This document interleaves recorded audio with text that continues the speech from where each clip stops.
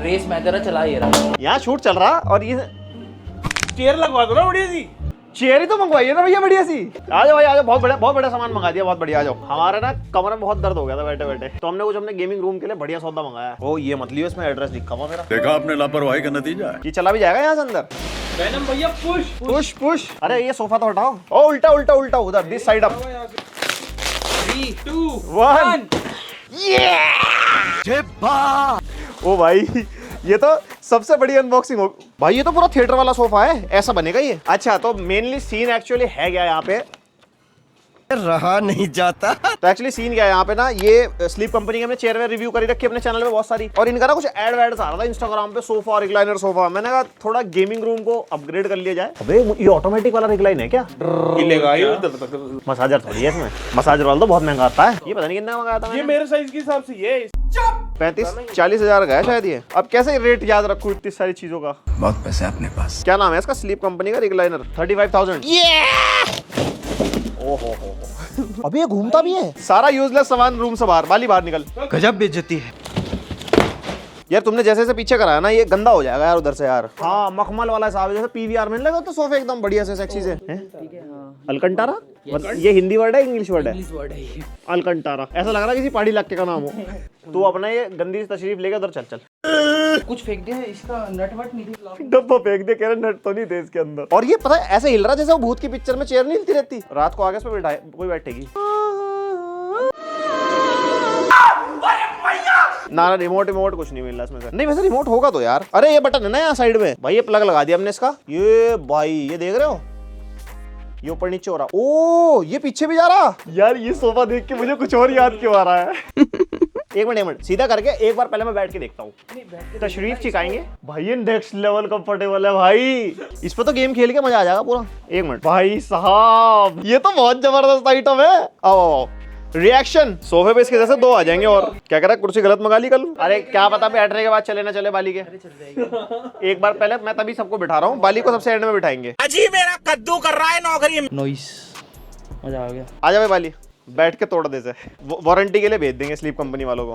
पीछे तो कमर कर, वो जा रहा देख पीछे यहाँ से। अरे नहीं पलट रहा नहीं पलट रहा। चल बटन दबा। Can I get a cup of T? औकात मेरे। तो भाई अब इसको हम टेस्ट करते हैं आराम से, डिफरेंट यूज केसेस में लगाएंगे इसको। जैसे गेम खेलेंगे अपना, थोड़ा देखेंगे टीम बीम वालों से पूछेंगे क्या कुछ है, और उसके बाद आपको एक फुल डेडिकेटेड ओपिनियन देंगे अपना। तो भाई हो चुके हैं हमें सोफे को यूज करते हुए अप्रोक्सीमेटली 30 डेज। अब तुम कहोगे भैया इतना लंबा टाइम क्यों? भाई जब भी मैं इसके ऊपर बैठता हूँ ना कि चलो इसका शूट कर लेते हो, जब उसको रिक्लाइनिंग पोजीशन पे लेके जाता हूँ बहुत बढ़िया नींद आ जाती है, उसके बाद हमारा शूट ही नहीं हो पाता। सीरियसली बिगेस्ट ड्रॉबैक कहूंगा मैं अपने प्रोफेशन के हिसाब से, ये बहुत कंफर्टेबल है। ये इतना कंफर्टेबल है ऐसा लगता है बादलों पर आप बैठे और बिल्कुल एकदम रिलैक्सेशन हो जाती है भाई साहब। पूरे दिन की थकान वो पड़ी कोने में उठा लो। और भाई ये सिर्फ मेरा ओपिनियन ही नहीं है, मेरे स्टूडियो में जितने भी मेरे भाई बंधु हैं सबने इसके ऊपर बैठ के गेमिंग, रिलैक्सेशन, इवन रात को उसके ऊपर सोए तक है कि भैया एक बार सो के देखते कैसा है। सारी चीजें डिटेल में भी कवर करूंगा। सबसे पहले डिजाइन और बिल्ड वगैरह शुरू कर लेते हैं। यहाँ जो हमारा सोफा है ना वो स्वेड फैब्रिक के साथ आता है, काफी स्मूथ फिनिश मिलेगी हमारे को। और एक टाइप का लेदर ही होता है जो थोड़ा फजी टाइप का होता है। यूजुअली जो जैकेट, शूज या पर्सेज वगैरह में यूज होता है ना, कुछ उसी टाइप का मटेरियल है। ओवरऑल बिल्ड क्वालिटी काफी अच्छी खासी है, मतलब ऐसा कोई फटने वटने की टेंशन नहीं है। और यहाँ पे जो हमारा बैक वाला एरिया है ये कॉन्जुगेटेड फाइबर से फिल्ड है, तो काफी कंफर्टेबल फील देता है बैठने के बाद। और भाई जैसे कि स्लीप कंपनी का प्रोडक्ट है, जो इसका बेस है, जो हमारा गद्दा है जिसमें हमारी तशरीफ आएगी, वो स्मार्ट ग्रिड टेक्नोलॉजी यूज रखे, जो इनकी पेटेंटेड टेक्नोलॉजी है, जो हमने पहले इनकी चेयर में भी कवर करी थी, फिर इनका मैट्रेस भी रिव्यू किया था। और ये जो स्मार्ट ग्रिड है इसके ऊपर जब आप बैठते हो तो ये आपके बॉडी के अलाइनमेंट के हिसाब से एडजस्ट हो जाती है और काफी कंफर्टेबल एक्सपीरियंस आपको देती है। और नीचे हमारा इसमें मेटल लग रखा है जो रिवॉल्विंग के लिए काम आता है, और काफी हैवी ड्यूटी मेटल है। मैक्सिमम 125 kg तक का वेट आप इसके ऊपर रख सकते हो। हमारे स्टूडियो में हमारा भारी भरकम इंसान है 110 kg, उसको हमने बिठाया एकदम सोफे पे, कोई दिक्कत नहीं है। एंड भाई जब भी कंफर्ट की बात आती है ना, मेनली लंबार सपोर्ट बहुत मैटर करता है। इस सोफा का जो लंबार सपोर्ट है ना, जो पीछे का एरिया, जब आप इसके ऊपर नॉर्मली बैठते हो और इसको रिक्लाइनिंग पोजीशन में लेके जाते हो,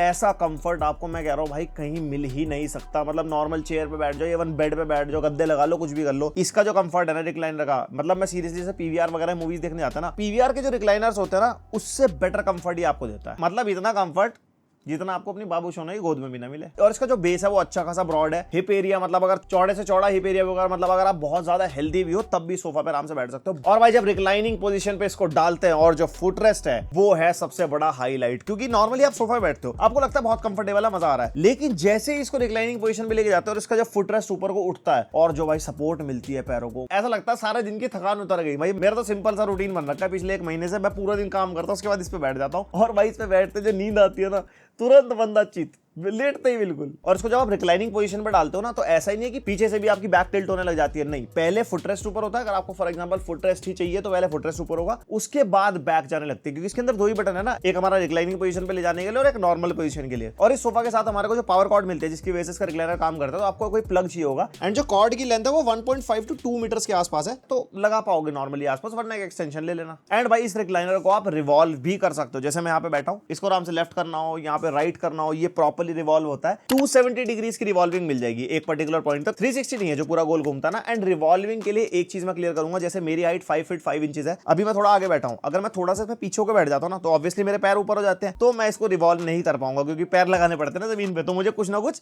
पकड़ के रिवॉल्व करना पड़ेगा। एंड अगर आप रिक्लाइनिंग पोजीशन पे आ जाते हो तो वहां पे तो रिवॉल्विंग किसी भी हाइट का बंदा हो नहीं कर पाओगे, क्योंकि आपके पैर हवा में होता है। तो ये रिवॉल्विंग जो है ना बहुत सब्जेक्टिव है अकॉर्डिंग टू योर हाइट। वैसे मेरे हिसाब से रिवॉल्विंग के लिए भी एक बटन दे देते या फिर कोई ऑटोमेटिक रिवॉल्विंग का सीन दे देते कि बटन दबाया और ये रिवॉल्व हो रहा है, जैसे बच्चे का झूला रिवॉल्व नहीं होता, तो बस फिर वही बात है, पैसे एक्स्ट्रा हो जाते हैं। और यहाँ पे जो इसका टेक्सचर है ना वो अगर थोड़ा बहुत गंदा भी हो जाता है तो आप नॉर्मली वेट क्लॉथ से साफ कर पाओगे, बाकी डिपेंड करता है किस टाइप का गंदा आप कर रहे हो और किस टाइप की चीज आपके सोफे के ऊपर गिर रही है। अब आप सब्जी वब्जी गिरा दोगे तो ऑब्वियसली बात है फिर वो ज्यादा गंदा हो जाएगा। तो अगर क्लीनिंग की बात करते हैं तो नॉर्मली आप इसको क्लीन कर सकते हो वेट क्लॉथ से। एंड अगर एस्थेटिकली बात करते हो आपको लॉन्ज एरिया में रखना हो, लिविंग एरिया में रखना हो, बैल्कनी के अंदर रखना हो, तो भाई ये हर जगह बढ़िया तरीके से सेट बैठ जाता है। और अगर कलर्स की बात करते हैं तो टोटल 3 कलर्स मिलते हैं। एक तो ग्रे टाइप का कलर हो गया जो हमारे पास है, उसके अलावा इसमें एक डार्क ब्लू कलर भी आता है और इसके अंदर एक बेज कलर भी आता है। तो अपने घर के एनवायरनमेंट के हिसाब से जैसा आपको सूट करे आप वैसा कलर देख सकते हो। और तीनों कलर मतलब प्लीजिंग से है, ऐसे नहीं है कि बिल्कुल कुछ डिफरेंट हो या चटक टाइप के, वैसा कोई हिसाब किताब नहीं है। और जो उसका रिक्लाइन है ना भाई अप टू 150 डिग्रीज तक चला जाता है, जो बहुत ही अल्टीमेट कंफर्टिंग वाली पोजीशन होती है, चाहे आप गेम खेल रहे हो मूवी देख रहे हो,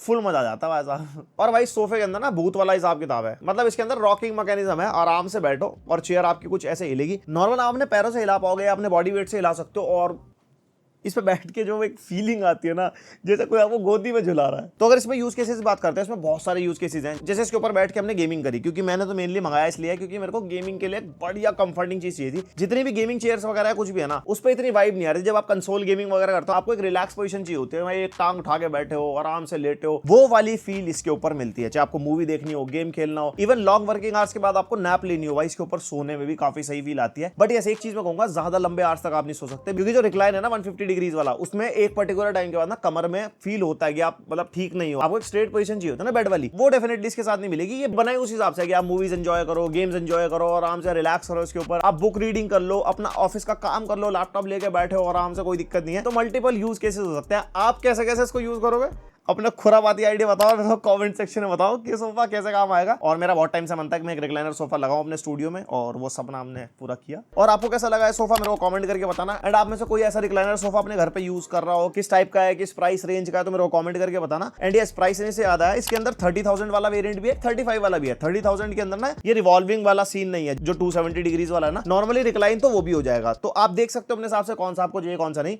ओवरऑल मेरे लिए तो बहुत कंफर्टिंग इन्वेस्टमेंट ये रही। बाकी इसका लिंक दे दूंगा डिस्क्रिप्शन में, अगर चेकआउट करना वहां चेकआउट कर लेना। पसंद आई वीडियो लाइक मार देना, पहले बार सब्सक्राइब। मिलते हैं नेक्स्ट वीडियो, तब तक के लिए बाय।